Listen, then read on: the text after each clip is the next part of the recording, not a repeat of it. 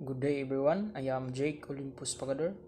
Today I am going to report about Institutional Correction Module 2. Lesson 2, which is all about the history, Philippine and objectives of imprisonment, and the development of prisons, Sing Sing Prison, Urban System, Pennsylvania System, and 5 development of prisoners, forms of punishment, age of enlightenment, and personalities behind correctional institutions. Cesar Marquez of Vicaria Bunisaya, Cesar Lombroso, William the Conqueror, Enrico Ferri, and Clifford Shaw. Next, these are the different programs. First, alcohol and substance abuse treatment programs. Alcohol and substance abuse treatment programs, substance abuse as a recognized medical brain disorders refers to the abuse of illegal substances such as marijuana, heroin, cocaine, or methamphetamine, or it may be abuse of legal substances such as alcohol, nicotine, or prescription medicines. So these programs, it deals with the individual who abuses alcohol and other substances. It is the way to help them rehabilitate and make their lives turns into a positive way. Next, anger programs. So anger programs refers to a process. It can help people identify stressors. People learn steps to help them stay calm in anger management. They may then handle tense situations in a constructive positive way. So the purpose of anger management is to help a person decrease anger and reduces the emotional and physical arousal. So that can cause anger. So it is generally impossible to avoid all people and settings that incite anger, but a person may learn to control reactions and respond in a socially appropriate manner. Next, educational development programs. So education that that prepares people to work as a technician or to work up employment in a skilled craft or trade as a trade person or artisan. So vocational education is sometimes referred to as career and technical education. Next, family development programs is developmental programs that aims to promote, strengthen, and enhance well-being of Filipino families by providing an integrated, comprehensive, and development services to enable them cope with their changing roles and responsibilities and meet the challenges to current socio-economic situations in our country. And next is guidance and counseling services. So the major aim of guidance and counseling services is to encourage students' academic, social, emotional, and personal development. To reach this aim, guidance counseling services help students act to know themselves better and find effective solutions to their daily problems. Next, library and law library services. So it's a special library used by students, lawyers, judges, and other law clerks. So historians and other scholars of legal history in order to research the law. And next is recreational program. So it's designing, studying, and delivering leisure opportunities by intervention in social interactions, by manipulating and creating environments in a manner that maximizes the probability that those enter them will have the leisure experience by that they seek rather. So, and next, religious services. So it is the act of public worship by following prescribed rules. So religious ceremony or religious ritual, a ceremony having religious meaning. So church service, or it is a service conducted in a house of worship. And next is sex offender treatment programs. So it's a comprehensive program of counseling and treatment offered by the Department of Corrections and the community supervision for convicted sex offenders and other incarcerated individuals. The department identifies as likely to benefit from sex offender counseling and treatment based upon on a study of their background. And next is temporary release program. So temporary release programs refers to programs which allows release of prisoners from the place of his or her imprisonment for a limited period only, and it helps in the transition of prisoners from prisons to the community. And next is trauma programs. So it is a program helps individual who experience severe trauma. So it is a hospital equipped and staffed to provide care for patients suffering from major traumatic service injuries such as falls, gunshot wounds, and other traumatic injuries or by caused by mental trauma or other traumatic injuries. And next, transitional services program. So transitional services program is a three-phase program designed to assist in preparing individuals for return to their community. So additional activities have been developed to assist as they transition within the correctional system.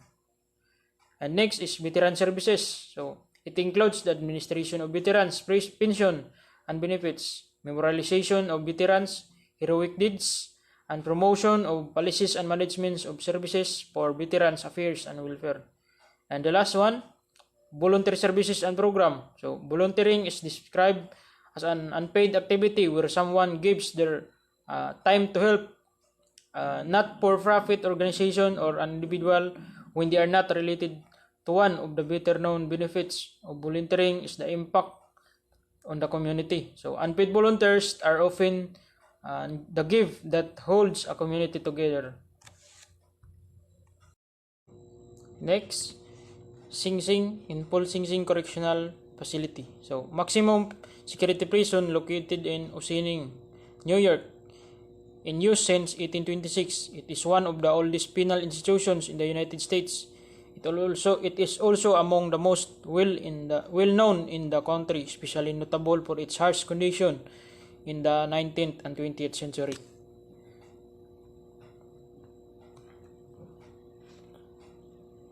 So, originally known as Mount Pleasant Prison, it was constructed in the village of Sing Sing on the east bank of the Hudson River, some 30 miles or 48 kilometers north of New York City. It was designed to provide additional prison space to replace Newgate Prison.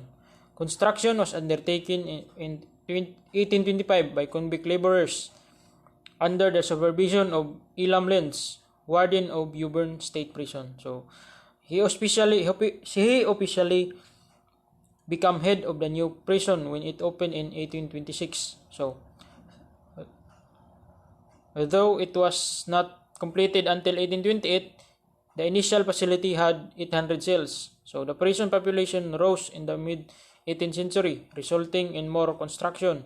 And 4-story complex was soon in 6 stories. Another prison eventually housed more than 1,600 inmates. Become most of the early convicted criminals traveled by boat to Sing Sing. The phrase up the river came to mean going to prison. One of the notable visitors of the prison was Alexis de Tocqueville, author of Democracy in America. So the French government sent him and Gustave de Viamont to the United States in 1831 to gather information about the American penal system. The two men were amazed at the total subjugation under which prisoners worked and the administrative power the warden wielded at Sing Sing. Lenz, the warden of Sing Sing Prison, resigned as warden in Sing Sing in 1830 and returned to Auburn in 1838. He was asked to leave that prison a year late after the death of a prisoner who was punished severely for feigning illness. Despite this record, Sing Sing rehired Lenz in 1848. So wipings and floggings were commonplace punishment at Sing Sing. Frequently used was the cut o nine tails, a cruel wiping contraption whose lashes were often tipped with metal or barbs. So its use was finally abolished by the New York State legislators in 1848. In addition, while Lenz was a warden, inmates were expected to refrain from making noise, which included talking. With the advent of electric chair in 1891, Sing Sing became notorious for its executions. Although the electric chair was developed at neighboring Auburn, almost executions within the state were carried out at Sing Sing until 1963. So the infamous day chair was later moved to Grave Haven Prison. So Sing Sing was also the site of reforms that affected the national penal system. Reformer Thomas Mott Osborne, who developed his penology theories while voluntarily incarcerated for a year at Auburn. So Thomas Osborne was he volunteered himself to become a prisoner in Sing Sing prison within for a year. So he served as Sing Sing warden in 1914, 15, and 16. So but his immediate sweeping changes were assailed, and he resigned under intense political pressure during his tenure. However, the first psychological work with inmates began. More reforms were instituted under Lewis Edward Laws, who served as a warden from 1920 to 1941.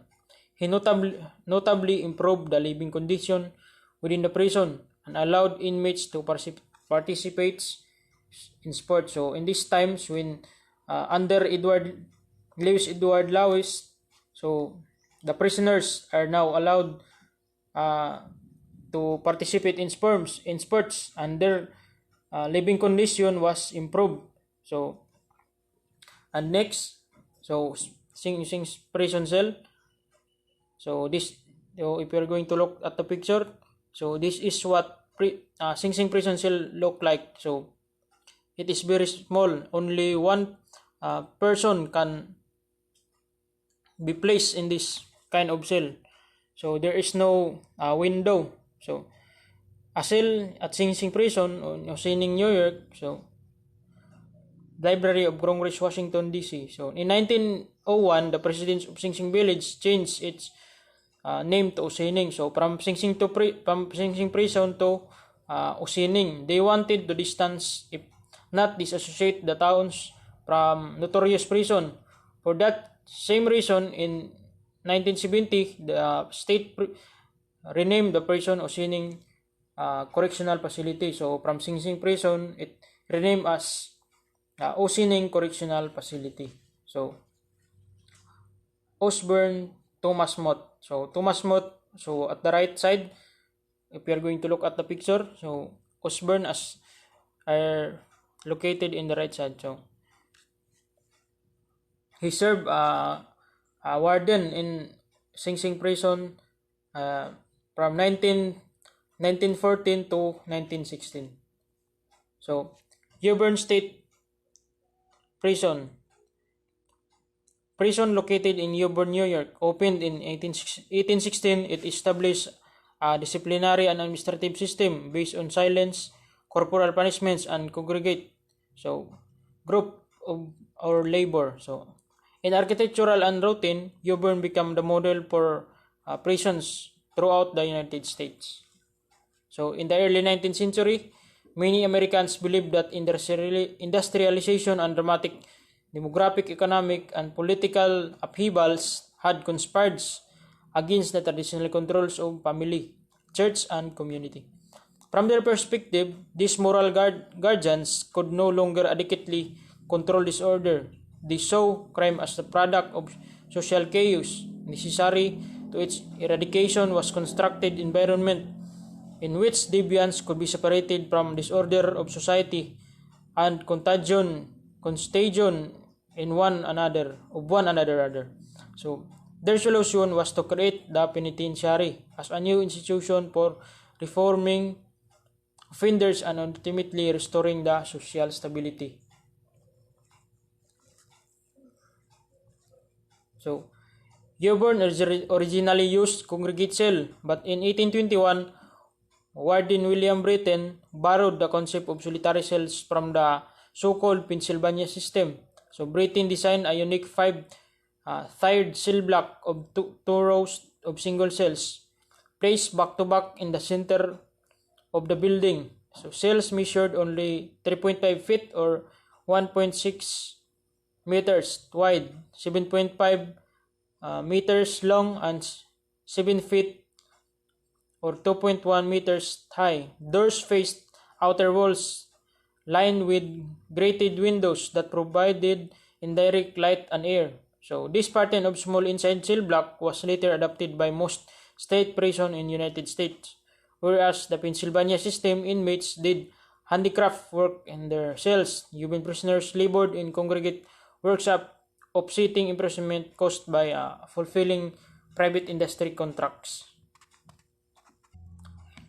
So next, Pennsylvania system. So penal method based on the principle that solitary confinement fosters penitence and encourages reformation. The idea was advocated in the Philadelphia Society for Alleviating the Miseries of Public Prisons, whose most active members were Quakers. So in 1829, the Eastern State Penitentiary on Cherry Hill in Philadelphia applied the so-called separate philosophy. So prisoners were kept in solitary confinement in cells 16 feet high, nearly 12 feet long, and 7.5 feet wide. So an exercise yard completely enclosed to prevent contact among prisoners was attached to its cell. Prisoners saw no one except institution officers and occasional visitors. So solitary penitence, however, was soon modified to include the performance of work such as showmaking or weaving. The Pennsylvania system spread until it predominated in European prisons. Critics in the United States argued that it was too costly and had deleterious effect on the minds of the prisoners. So the Pennsylvania system was superseded in the United States by the Dearborn system. So now we're going to discuss about the different types of criminal punishment. So the following are the five most common sin types of criminal punishment. So incapacitation. So incapacitation seeks to prevent future crimes by physically moving criminals away from society. This punishment can be traced to ancient times. So Therese Myth and Hong Lu write a punishment. A comparative historical perspective, banishment was a common penalty in antiquity. So later it was common for colonizing European countries to shift convict and desirable overseas in modern times. House arrest, incarceration, and death penalty are forms of incapacitation. So this punishment, so the offender will be banished from the society. So from in the way of transferring it to other land, or punishing him or her by the use through death penalty. So that is forms of punishment of incapacitation. So findings, the Bureau of Justice Statistics or BGS have brought the effectiveness of this method into questions. According to BGS data, about 2/3 or 67.8% of prisoners released back into society were arrested for a new crime within 3 years, and about 3/4, 76.6%, were arrested within 5 years. Despite these findings, incapacitation is a common form of punishment in United States. And second is deterrence. So the goal of deterrence is to persuade citizens and possible offenders or reoffenders to conform to the rules of law. So Myth and law explain that 4 types of deterrence are generally recognized.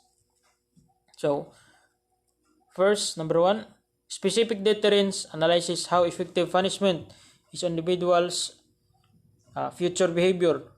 2. Generally deterrence seeks to understand how individual punishment can deter others from committing crimes. Number 3. Marginal deterrence seeks to reconcile how effective different types of punishment as either specific or general deterrence. Number 4.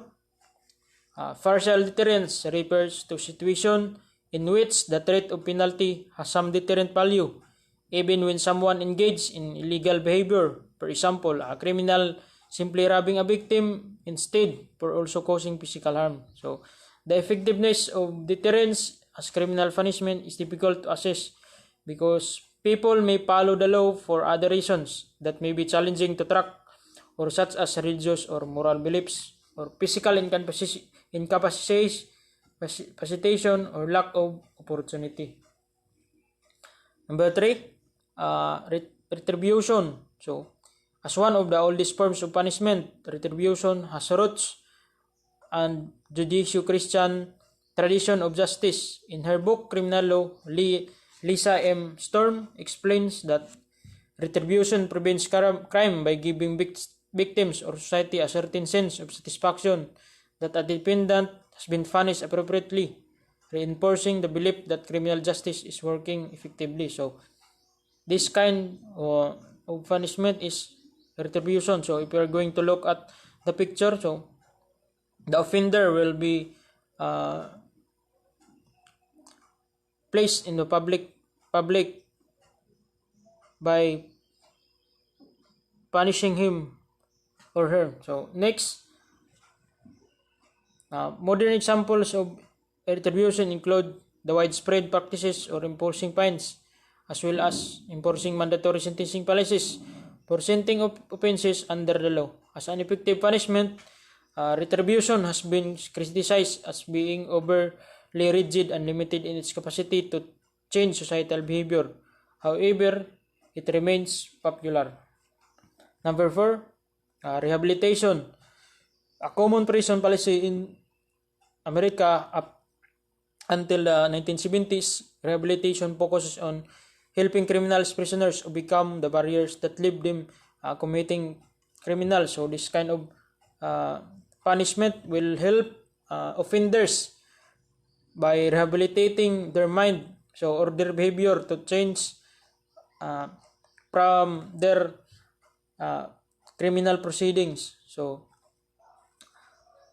this includes developing occupational skills as well as resolving psychological issues such as drug addiction and aggressions, explained the American Psychological Association or APA. So considered the opposite of retributions, the ultimate purpose of rehabilitation is to transition offenders back into society. So the APA reports that in examining massive data, individualized approaches to crime complemented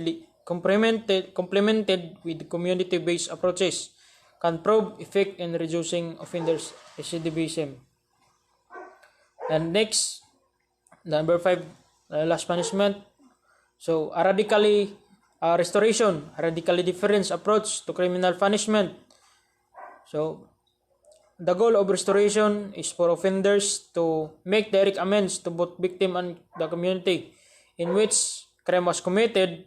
Although a relatively new practice in modern times, the concept of restorative justice can be found in early legal system of Western Europe, ancient Hebrews, and pre-colonial African societies.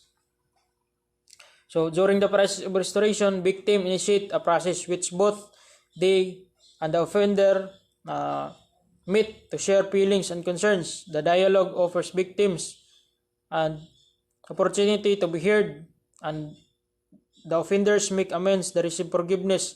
Restorative justice is often used in crimes involving youth offenders.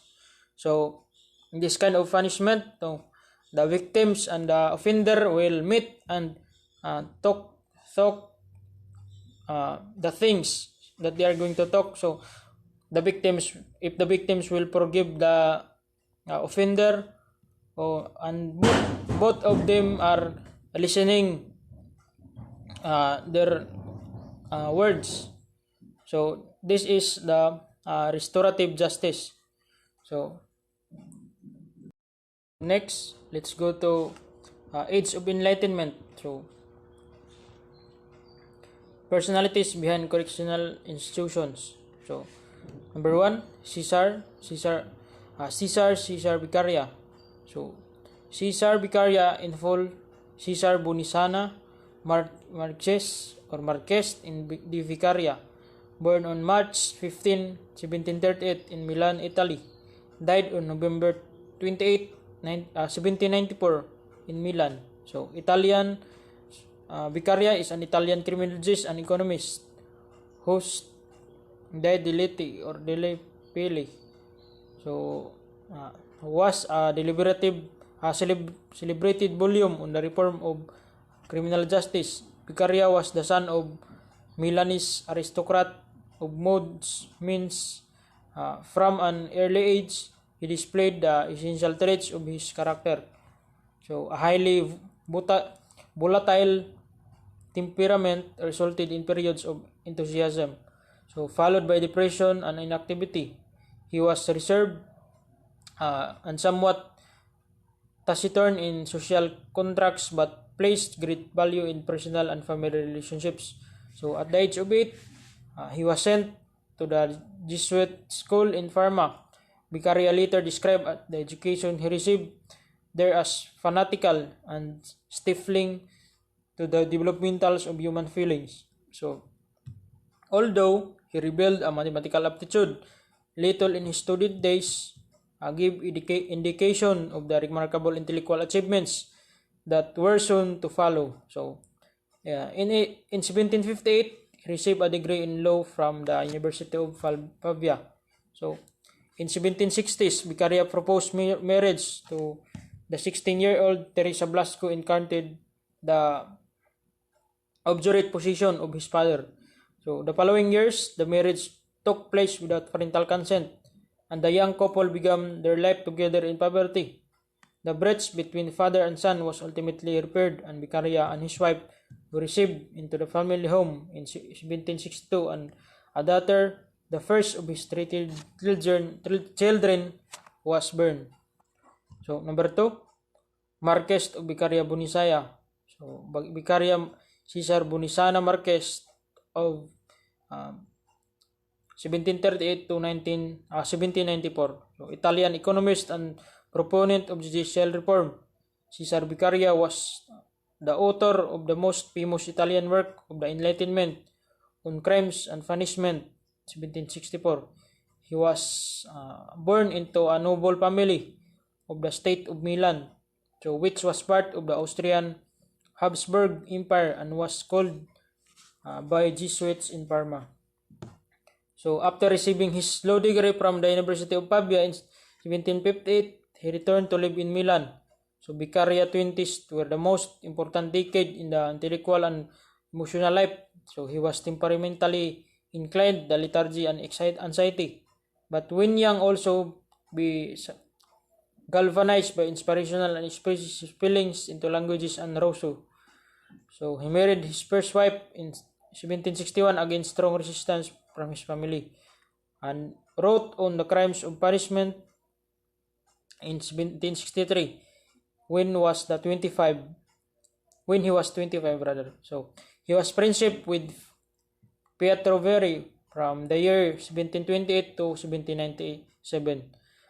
And other ardent young Milanese reformers did not, however, outlast the 1760s, for in their eyes he seemed to lose all of his vitality and to settle into a arid and routine private life, which nevertheless allowed him to hold his melancholy at bay. So,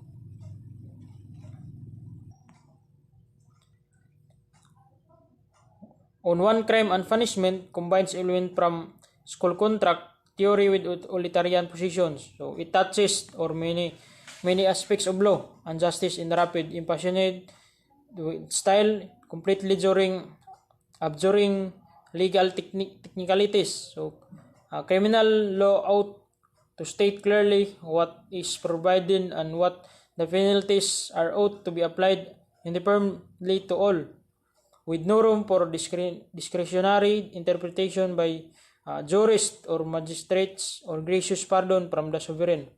So, the penalties uh, themselves should be carefully proportioned to the corresponding crimes and calibrated to deliver the minimum punishment necessary. So, vicarious oath in the case to minimize or abolish the use of violence and infliction of pain. So, he argued against the use of torture in gathering of evidence, highlighting its absurdity and against the death penalty. So, emphasizing its failure to deter.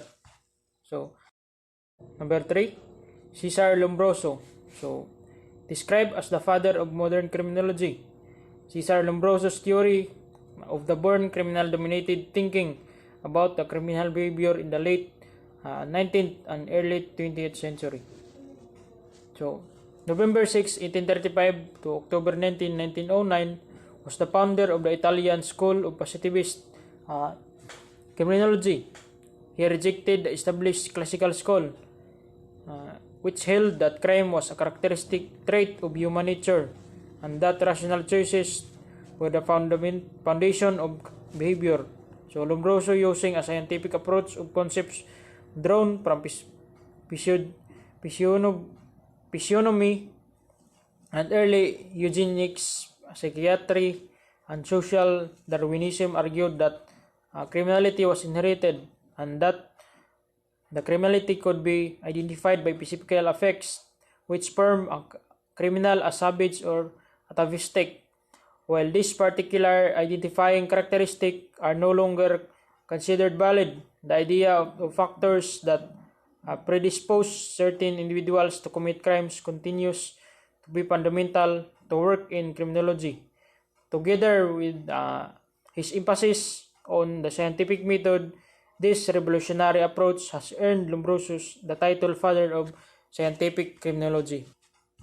Number 4, William the Conqueror. William, by name William the Conqueror or William the Bastards or William of Normandy, Prince Guillaume le Conquérant or Guillaume le Batard or Guillaume de Normandy. Born on 1028 in Falaise, Normandy, France. Died on September 9, 1087 by an Rokin Duke of Normandy as William II from 1035 and King of England as William I from 1066, one of the greatest soldiers and rulers of the Middle Ages.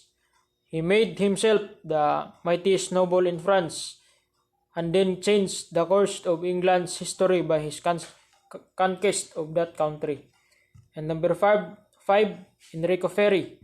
Enrico Ferri, Ferri was born in Lombardy in 1856 and worked first as lecturer and later as a professor of criminal law, having spent time as student of Cesar Lombroso. While Lombroso researched anthropological criminology, Ferri focused on social and economic influences on the criminal and crime rates. So Ferri's research led to him postulating theories calling for crime prevention methods as opposed to punishment of criminals after their crimes had taken place. He became founder of Positivist School and he researched psychological and social positivism as opposed to the biological positivism of Lombroso. So Ferri at the time a radical, so was elected to Italian Parliament in 1886. In 1893, he joined the Italian Socialist Party and edited their daily newspaper, the Avante. In 1900s and 1904, he spoke out in Congress against the rules of socialist ministers in Borgia's government. Ferri favored Italian neutrality during World War I, and he was re-elected as a Socialist Party deputy in 1921. In post-Italy, he became a supporter of Mussolini's fascist regime, and Ferri died in 19 21. So number 6, Clifford Show. Clifford Robb Show in the year 1895 to 1957 was an American sociologist and criminologist. He was a major figure in Chicago School of Sociology during the 1930s and 1940s, and is considered to be one of the most influential figures in American criminology.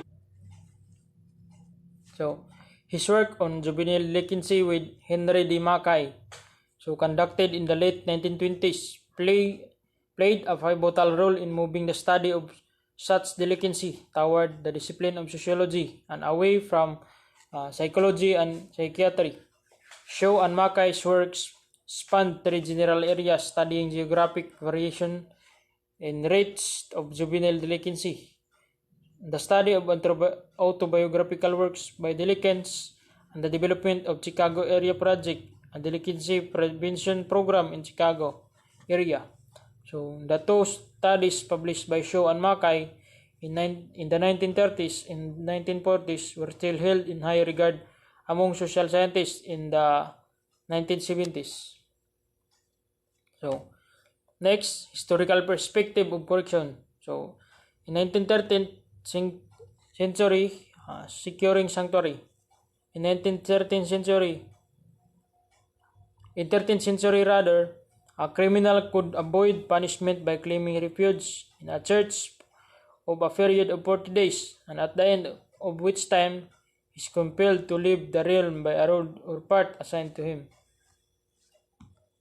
So, galleys, a long, low, narrow, single-deck ships propelled by sails usually rowed by criminals. So, a type of ship used for transportation of criminals in the 16th century.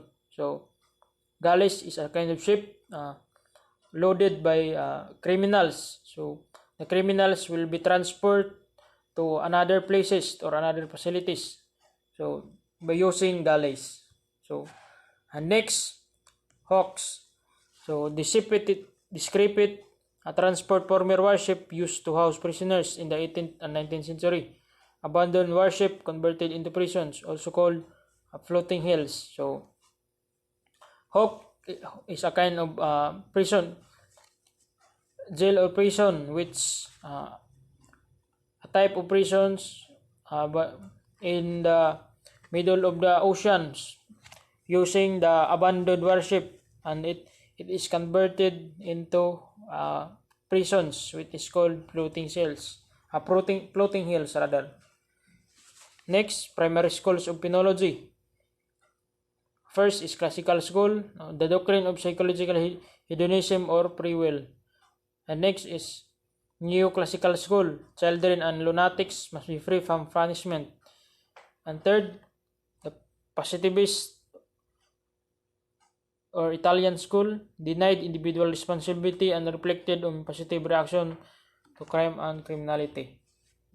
Early codes, Code of Hammurabi from the year 1960 BC, the oldest code prescribing savage punishment, or that is what we call the Code of Hammurabi, eye for an eye or tooth for a tooth. So it's like, for example, if you killed someone using any kind of weapon, and it also be back to you, or what you did will also be the things that they will going do to you as a punishment. So number 2, Justinian Code, written by Emperor Justinian of Rome in 6 CAD. The 12 tables or 12 tabulae represented the earliest codification of Roman law incorporated into the Justinian Code. So, Code of Draco, a harsh code that provides the same punishment for both citizens and the slaves. Number 5, Burgundian Code, specified punishment according to the social class of offenders. And 6, Code of Colanchao, promulgated in 1433 by Dato Kalanchao. So it is made by this punishment is from Philippines. So by Dato Kalanchao. So number 7 is Maragtas Code, and it is made by Dato Sumakwel. So early prisons, Mamertine prisons. So early Roman place of confinement which is built under the main sewer of Rome in 64 BC. Number 2, Bridewell Workhouse, built in 1557 in London for employment and uh, housing of English prisoners. And 3, Walnut Street Jail, first American penitentiary. And punishment brief history. So, ancient Israel in the Old Testament punishment includes, so these are the different punishment during the ancient Israel.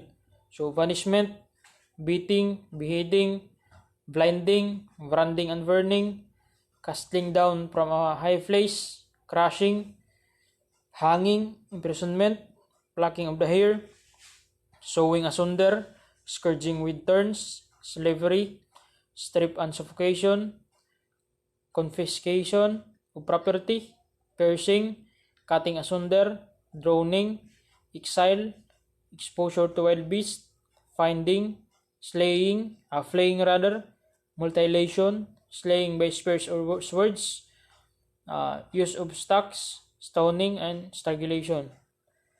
And in ancient Greece, due to the efforts of poets, playwrights, and philosophers, the Greek city provides the earliest evidence that public punishment is part of the Western tradition. So many early crimes were punished by execution, banishment, or exile. So other punishment in ancient Athens included confiscation of property, fines and destruction of the condemned offenders' houses, public denunciation, shaming, imprisonment, and public displays of the offender. So in early Rome, the first written laws of Rome were issued in 451 BC and called the 12 Tables. So conviction of some offenses required payment of compensation, but the most frequent penalty was death. The different version of death given for different crimes. For example, arsonists were burned to death. So physical punishment. First is flogging or whipping. The cut of 9 tails which had 9 knotted cords fastened to a wooden handle. The Russian knot which had leather strips fitted with hooks. So this is kinds of physical punishment, flogging. So as you can see in the picture, so the offender tied up on public. So this is flogging, types of physical punishment. And next is branding. Criminals were branded with marked letter signifying their crimes. So 3, lex mutilation or lex talionis. So an act or instance of destroying, removing, severe damaging a limb or other part of the body of personal or animal. So this is very brutal kind of punishment, which is mutilation. So number 4, instant death, beheading, hanging or garroting, frequent reserved for nobility. So these are the kind of punishment which is the instant death. And next is lingering death. So burning alive, breaking on the will. So this is this punishment. So if, as you can see in the picture, so the offender will be burned alive. So as you can imagine, so this is very brutal. So and the next one is breaking on the wall. So the offender will be tied up on the wheel, and it so until he died. So the offender will her bone will be broke up until the life of the offender will lose. And next, the rack or torture. The rack is a torture device consisting a rectangular, usually wooden frame, slightly raised from the ground with a roller at one or both ends, coding using red hot fencers to pull flesh away. So as you can see on the picture, so this is the rack or torture, kind of physical punishment. So number 7, exile and transportation. So If 1597 English law authorized the transportation of convicts to newly discovered land. So, in this kind of punishment, the offender will be transferred to another lands. So, by using different ships, or they are just going to walk throughout until they reach uh, the land that they are going to live. So this is what we call the exile and transportation. Number 7 is public humiliation, stocks on the pillory. So public punishment allowed the whole community to take revenge on the criminal and see that the victims had been given retribution. They also acted as a deterrent, allowing the public to see the agony, pain, and humiliation of the criminal was thought to be an effective way to deter people from committing the crime. So, next, number 9, the Puritans burned witches and unruly slaves with made wide use of stocks, the pillory, and the docking stool, branded criminal offenders, and forced women convicted of adultery to wear scarlet letters. So, in addition, uh, the the ancient punishment are very brutal. So, it is very different from now. So, and now the modern kinds of punishment, uh, it has the proper process of criminal justice. Unlike in the ancient punishment, very cruel and brutal. Next, history of punishment and reform. So, criminal punishment in 17th century. Public punishment, sentence for many offenses, was public hanging or else wiping, branding, scaffold, bellows, and etc. and designed to shame the person and deter others.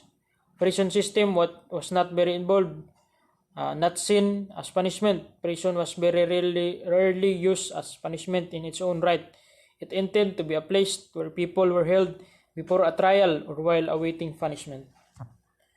Houses of correction managed by Justice of Peace, set up under the poor law to install habits of industry through prison labor, where they later integrated into prison system. And transportation, a much used method of disposing of convict people was to ship them to British colonies. Next, prison reform. The appalling condition on the prison hulks, especially the lack of control and poor physical conditions on hulks, did not to persuade public opinion, and incarceration with hard labor was a viable penalty for crime. So, late 18th century, rise of debtors prison. Debtors were put into an irons and bolt rooms by jailers even before judges could give their sentence. Dealers would frighten away lawyers who came to defend their clients. So, mid-18th century, imprisonment with hard labor was beginning to be seen as suitable sanction for petty offenders. So, late 18th century regimes of prisons reforms. Howard Lakes called for wide-ranging reforms. In the year 1777, John Howard, namesake of the Howard League, condemned the prison as a system disorganized, barbaric, and filthy. So, the installation of feed stop, outside inspection, a proper diet, and other necessities. So, Jeremy Bentham, prison design. In the year 1791, so Bentham designed the Panopticon. It became the model of prison building for the next half century. Each individual is seen but cannot communicate with the warders or other prisoners. The prisoners can always see the tower but never knows where he is being observed. Surveillance, hard labor, health, sanitation, and segregation. So, Penitentiary Act 1799. This was a British Act of Parliament which introduced state prison for the first time, drafted by the prison reformer John Howard, and the jurist William Blackstone. It recommended imprisonment as an alternative sentence to death or transportation. The Act specified that jails should be built for an inmate per cell and operate as a silent system with continuous labor. 19th century watershed reforms in state punishment. So, in 19th century, prison came to be seen as a place of reform for sinners. Public shaming was losing its popularity. Imprisonment replaced capital punishment except for offenses or murder. So, Quakers and evangelicals were becoming influential in prison reform and forced better prison conditions. Elizabeth Fry, so English prison and social reformer in the early 19th century, who was a major driving force behind new legislation to make the treatment of prisoners more human, and she was supported in her efforts by reigning monarch and Dorothea Dix investigative prisons in the 1840s and reported the government on ill treatment of poor and prisoners. So, the birth of state prison. So, 19th century saw the birth of state prison. The first national penitentiary was completed at Millbank in London in 1816. It held 860 prisoners kept in separate cells. Although association with other prisoners was allowed during the day, work in prison was mainly centered around simple tasks such as speaking, choir, stirrup, and weaving. Prison Commission.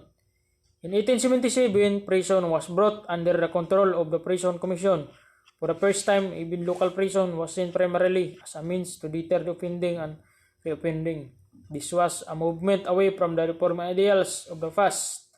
So, in 20th century, toward Reformation, introduction of Borstal system for youth. So this was introduced in Prevention of Crime Act 1908. Borstal training involved a regime based on hard physical work, technical and educational instruction, and a strong moral atmosphere. A person in Borstal could work through a series of grades based on privileges until release. The first open prison. In 1933, the first open prison was built at New Hall Camp near Wakefield. The theory behind the open prison was summed up in the words of penal reform Sir Alex Patterson: "You cannot train a man for freedom under condition of captivity." In 21st century, no person shall be punished unless he or she has been informed of the offenses alleged against him or her and given a proper opportunity of presenting his or her defense. Corporal punishment by placing in dark cell and cruel, inhuman, or degrading punishment shall be completely prohibited as a mode of punishment and disciplinary actions in the jail. So in this time, so the forms of punishment and justice system was totally changed. So from ancient kinds of reforms of prison, so during the 21st century, so the prisons cannot be punished with an inhuman kind of torture. So he shall be complete the brutal and cruel kind of punishment was prohibited and it is totally vanished. So and next, correction institution and prison experience. So correction institution. So the modern era major trends. So number 1, 1960 to 1980, prisoner rights movement. Courts abandons hands-off policy, freedom of religion and speech, medical care, procedural due process, and proper living condition. So the modern era trends. Number 2, violence in correction institution. Riots at Attica, New York, Mexico State Prison. Prisons rape and beating too much common. Control shifted from correctional staff to inmate gangs. Number 3, reevaluate the purpose of incarceration. Prisoner rehabilitation efforts failed. Medical model abandoned. Reintegration for lapsed, etc. diminished. Use prisons to control and compensate punish. And modern era effects. So corrections, the largest agency in many states. Prisoners serving long sentences. 2 cents of every tax dollars goes to institution. 1/10 of that goes to community correction. So why has correction taken the path that it has? Politicians' response to public fears and sentiment. Lack of public knowledge of correction caused lack of public knowledge of alternatives to prison. The argument that anything other prison letting off criminals without punishment. So, prison is not fun place. So, cells lack privacy, can be dangerous, sometimes overcrowded, allowed 60 square feet, and most inmate in medium security institution. So, thus do anything to help inmates overcome the problems when they enter prison. So, in reality, inmates leave prison with the same problems they had when they were confined. So, relatives in prison life: adjusting, hustling, racial conflict, social support, and coping. So, adjusting: solitude of interest group, personal protection, beat and rape, or beaten and rape. So, hustling: income on satisfaction, supply and demand, power struggles for market control. So, racial conflict, racial and ethnic groups, national origins. So, coping: isolation, result in loneliness, vulnerability to attack. So, visitors: resentment and attack from jealous inmates. So, gang membership: protection but deeper into crime. Social support: is to pain. So, the acceptance of prison's origin. So, resentment, authorities figure. Transference: place blame on society. Anger: why should the guilty go free? So, learn value of money and politics. So, inmate codes: never betray another inmate, settle grievances personally, be right, keep your word, be thought, be a man, be sharp, don't sell out to the system. And that's the end of my report. That's all, ma'am. Thank you.